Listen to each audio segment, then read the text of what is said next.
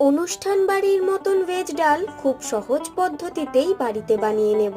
তাই প্রথমে একটা কড়াই বসিয়ে তাতে মুগ ডালটা দিয়ে ভালো করে ভেজে ধুয়ে নেব।